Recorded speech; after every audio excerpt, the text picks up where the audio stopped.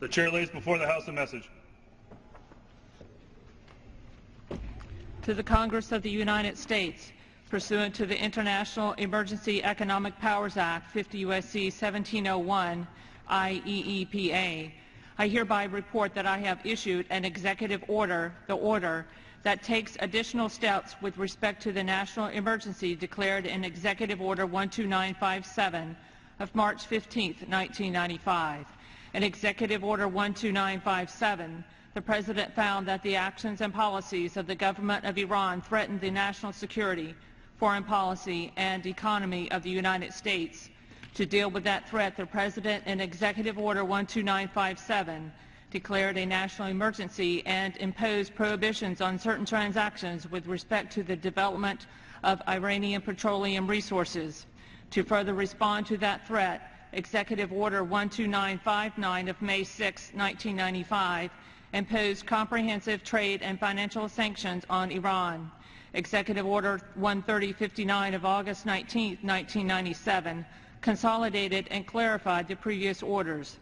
To take additional steps with respect to the national emergency declared in Executive Order 12957, and to implement Sections 105A of the Comprehensive Iran Sanctions, Accountability and Divestment Act of 2010, Public Law 111-195, 22 U.S.C. 8501, CIS ADA, I issued Executive Order 13553 on September 28, 2010, to impose sanctions on officials of the government of Iran and other persons acting on behalf of the government of Iran determined to be responsible for or complicit in the certain serious human rights abuses. To take further additional steps with respect to the threat posed by Iran and to provide implementing authority to a number of the sanctions set forth in the Iran Sanctions Act of 1996, Public Law 104-172, 50 U.S.C. 1701 Note, ISA, as amended by CIS ADA, I issued Executive Order 13574 on May 23, 2011, to authorize the Secretary of the Treasury to implement certain sanctions imposed by the Secretary of the State pursuant to ISA, as amended by CIS ADA.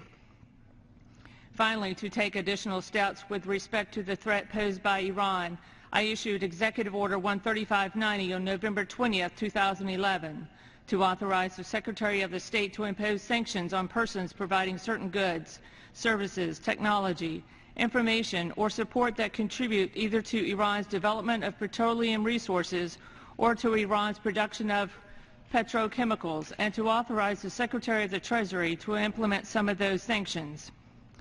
I have determined that additional sanctions are warranted, particularly in light of the deceptive practices of the Central Bank of Iran and other Iranian banks to conceal transactions of sanctioned parties, the deficiencies in Iran's anti-money laundering regime, and the weakness in its implementation, and continuing an unacceptable risk posed to the international financial system by Iran's activities.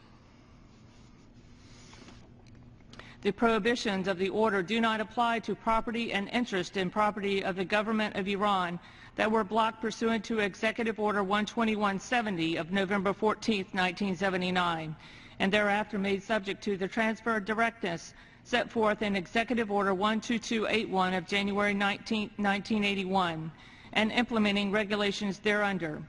In addition, nothing in the order prohibits transactions for the conduct of the official business of the federal government by employees, grantees, or contractors thereof.